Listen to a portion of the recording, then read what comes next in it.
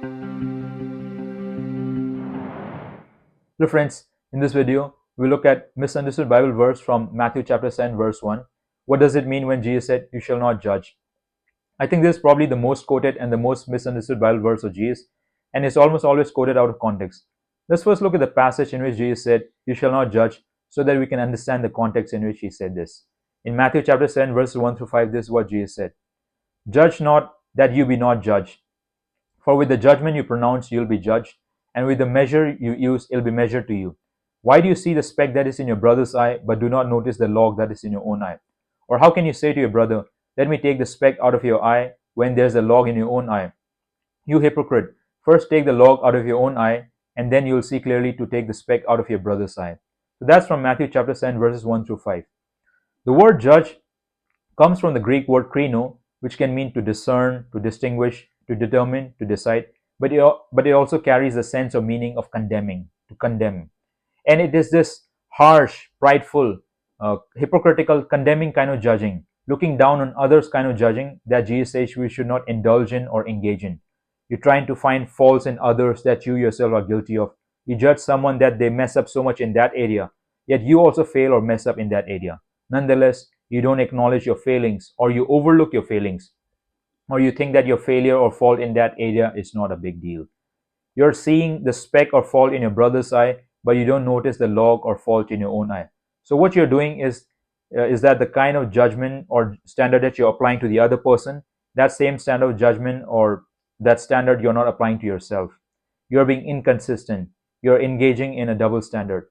Rule for thee, but not for me. And when you engage in this kind of judgment to whatever degree or measure against another person, God will apply that same degree or measure of judgment towards you.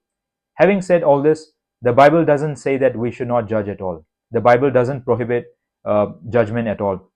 It says that we should avoid or not engage in a hypocritical, harsh, condemning kind of judging. There can be a right kind of judging, a judging in which you're trying to discern things, you're trying to select, distinguish, separate, etc. In fact, in John chapter 7, verse 24, Jesus does say to judge with righteous judgment. To judge righteously or to have the right kind of judgment is to judge fairly, to judge truthfully, to judge with the fear of God in you, and not to judge with a harsh and hateful and prideful and judgmental attitude, and not to look down on others and consider that you are better than other people. To give an example of judging rightly, let's say when someone teaches a false doctrine in the church, whether that person does that deliberately and or because the person is so ignorant, and let's say you take that person to the side and try to gently or try to gently correct that person's teaching, this is also a form of judging or judgment. It is a righteous and or corrective form of judging so that the person can recognize or acknowledge his erroneous teachings. Another example of judging rightly would be that you correct or rebuke someone because they are going astray in the faith, or when a church exercises discipline on a church member because that person has gone astray. That is also a form of judgment or judging, but it is a righteous or restorative kind of judging. You are doing that in order to restore that person in the faith. We also see the author of the book of Hebrews talk about judgment.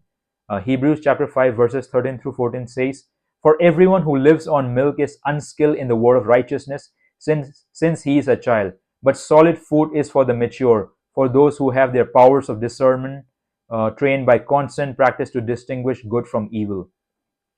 This passage is talking about maturing in the Christian life, in the Word of God, and in our ability to discern between good and evil. So to distinguish between right and wrong, that is judgment, but it is the right kind of judgment. So I hope this video makes clear that Jesus is not saying that he forbids all forms of judgment. Jesus is not saying that we should not judge at all. There is a right form of judgment or judging that we should use in our daily lives. What Jesus forbids or prohibits is a hypocritical kind of judgment, and also a judgment that is unfair, untrue, self-righteous, harsh, and prideful.